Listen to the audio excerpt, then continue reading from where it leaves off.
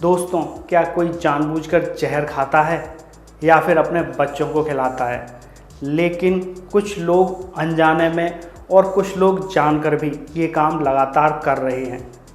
दरअसल हम जो फल, सब्जियां, जो दालें, अनाज खा रहे हैं उन पर अंधाधुंध मात्रा में फर्टिलाइज़र्स का यूज़ होता है और पेस्टिसाइड यानी कि उन पर जहर का जमकर छिड़काव होता है। जब हम उन फलों, सब्जियों या अनाजों, दालों को जब खाते हैं तो वो जहर हमारे शरीर में जाता है और हमको नुकसान पहुंचाता है। और हमारी मजबूरी ये है कि हमें वो चीज़ मार्केट में मिलती हैं और हमें वही खरीदनी पड़ती हैं। लेकिन अब कुछ जिम्मेदार और जागरूक लोग प्रयास कर रहे हैं ऑर्गेनिक फूड्स को कंज्यूम करने का। ऑर्गेनिक फूड्स मतलब ऐसे खाद्य पदार्थ, चाहे फल हैं, सब्जियां हैं, दालें या अनाज हैं, जिनको उगाने में किसी भी तरह के रासायनिक फर्टिलाइज़र या फिर रासायनिक पेस्टिसाइड का यूज़ ना हुआ हो। मतलब ऐसी चीज़ें जो इंसान के शरीर के लिए खतरनाक ना हो। मगर ये ऑर्गेनिक फूड्स मिलेंगे कहाँ से? तो यहाँ से निकल कर आता है हमारे बिजनेस का आइडिया कि किस तरह हम उपभोक्ता को ऑर्गेनिक फूड प्रोवाइड कराकर एक बहुत अच्छा बिजनेस खड़ा कर सकते हैं और अपने लिए एक बहुत अच्छी इनकम जनरेट कर सकते हैं।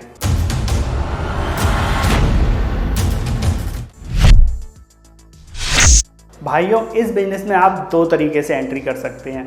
पहला तरीका तो यह है कि आप खुद की ज़मीन से या फिर आप ज़मीन को लीज पर लेकर उस पर खुद ऑर्गेनिक खेती स्टार्ट कर सकते हैं और उस ऑर्गेनिक खेती से आपको जो भी प्रोडक्ट मिलता है, जो भी फल मिलते हैं, सब्जियां मिलती हैं या दालें, अनाज मिलते हैं, उनको आप अपने रिटेल स्टोर से सेल कर सकते हैं। या फिर जो ऑर्गेनिक फूड सेलर होते हैं, आप उनको अपना प्रोडक्ट सेल कर सकते हैं, वो आगे उस प्रोडक्ट को सेल कर देंगे। लेकिन ये तरीका बहुत ज़्यादा मेहनत वाला है। इसके लिए आपको मेहनत तो करनी ही पड़ेगी, उसके साथ साथ आपको पूरी खेती किसानी भी सीखनी पड़ेगी। तो ये काम करना थोड़ा सा कठिन पड़ता है।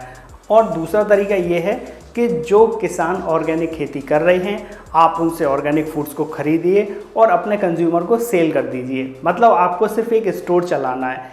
इसमें बेनिफिट ये है कि आप एक स्टोर से बहुत सारे किसानों से कांटेक्ट करके रख सकते हैं, जिससे कोई किसान कोई चीज़ उगा रहा है, कोई किसान कोई चीज़ उगा रहा है, आपके स्टोर पे बहुत सारी तरह की वैरायटी आ जाएगी, जिससे कि आपके कस्टमर को इधर उधर भटकना नहीं पड़ेगा और उसको सारी तरह की सब्जियां, फल या अनाज, दालें एक ही जगह से उपलब्ध हो जाएंगी और आप बहुत अच्छी बचत ले पाएंगे।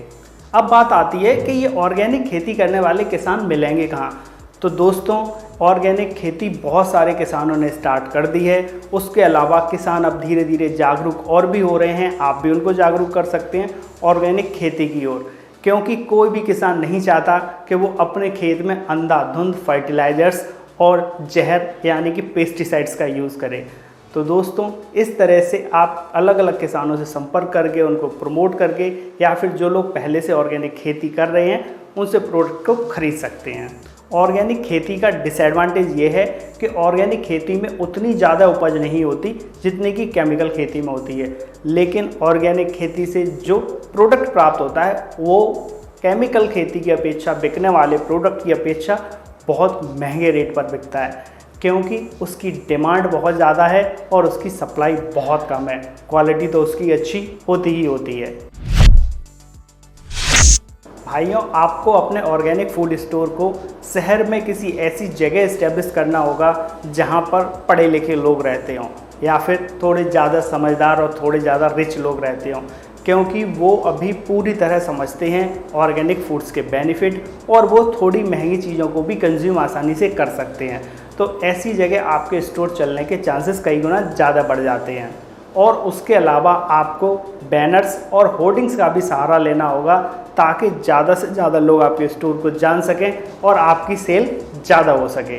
और अगर आप चाहें तो पैम्पलेट्स को छपवा कर अपने आसपास के एरिया में बंटवा सकते हैं या न्यूज़पेपर के थ्रू भी उनको डिस्ट्रीब्यूट करा सकते हैं, जिससे कि आपके लोकल एरिया में आपकी पूरी फेम हो जाए और आसपास के लोग जान जाएं कि भाई यहाँ पर ऑर्गेनिक फूड्स मिलते हैं। इसके अलावा आप चाहें तो हम सब की चहेती सोशल मीडिया का भी सहारा ले सकते हैं और उसके थ्रू आप अपने बिजनेस का प्रचार बहुत आसानी से कर सकते हैं। आप फेसबुक के थ्रू अपने बिजनेस का प्रचार कर सकते हैं, आप व्हाट्सएप के थ्रू अपने बिजनेस का प्रचार कर सकते हैं। आप चाहें तो व्हाट्सएप पर ऐसा ग्रुप बना सकते हैं और उस ग्रुप में ऐसे लोगों को ऐड कर सकते हैं जो आपका प्रोडक्ट खरीदना चाहते हैं या जो आपके रेगुलर कस्टमर बनते जा रहे हैं। तो ऐसे सोशल मीडिया भी आपकी हेल्प कर सकता है आपके बिजनेस को ग्रो करवाने में। उसके अलावा अगर आप ऑर्गेनिक फूड्स की होम डिलीवरी वाला सिस्टम भी अपने आसपास के एरिया में रखते हैं तब भी आपकी सेल आसानी से बढ़ सकती है, क्योंकि लोगों के पास समय की कमी है और आप उनके फूड को उनके प्रोडक्ट को उनके घर पे पहुंचा देते हैं तो उन्हें उसमें बहुत ज़्यादा सुविधा हो जाती है। उसके अलावा अगर आप चाहें तो ऑर्गेनिक दालों को, ऑर्गेनिक अनाजों को और कई ऑर्गेनिक प्रोडक्ट्स को आप किसी भी ई कॉमर्स साइट के थ्रू ऑनलाइन बहुत आसानी से सेल कर सकते हैं और बहुत अच्छा मुनाफा ले सकते हैं। दोस्तों, स्टोर खोलने के लिए अगर आप स्टार्टिंग से ही थोड़ी सी ज़्यादा जगह लेकर चलते हैं तो बहुत अच्छा रहेगा, क्योंकि आपको बहुत सारी सब्जियों को, फलों को अलग अलग छांटना होगा। उसके लिए भी जगह की ज़रूरत पड़ेगी, उनको वॉश भी करना पड़ता है। उसके अलावा आपको ऑर्गेनिक दालों और अनाजों की पैकिंग भी करवानी पड़ेगी। उसके अलावा आपके स्टोर में भी जगह चाहिए फलों और सब्जियों को रखने के लिए और दालों और अनाजों को रखने के लिए। तो थोड़ी सी ज़्यादा जगह आप स्टार्टिंग से लेके चलें तो बहुत अच्छा बेनिफिट रहेगा। उसके अलावा गर्मियों के दिनों में अपने स्टोर को थोड़ा ठंडा रखने के लिए आपको कूलर की भी व्यवस्था करनी पड़ेगी। इसके साथ साथ आप अपने स्टोर में लाइटिंग की भी प्रॉपर व्यवस्था रखें, जिससे कि आपका जो भी कस्टमर आ रहा है वो आपके ऑर्गेनिक फूड्स को आसानी से देख सके। इसके अलावा आपको एक या दो हेल्पर और रखना पड़ेगा जो कि आपके काम में आपकी मदद कर सकें। अगर इन्वेस्टमेंट की बात की जाए तो आपको स्टोर के अलावा लाइट्स, कूलर और उसके अलावा आपको वेट करने के लिए वेट मशीन, अपने फूड प्रोडक्ट्स को रखने के लिए बकेट्स, क्रेट्स और रैक्स की ज़रूरत पड़ेगी। उसके अलावा आपको फूड मटेरियल भी ख़रीदना है, मतलब आपको किसानों को भी पैसा देना है, आपको सब्जियां खरीदनी है, आपको दालें खरीदनी है, आपको अनाज खरीदना है।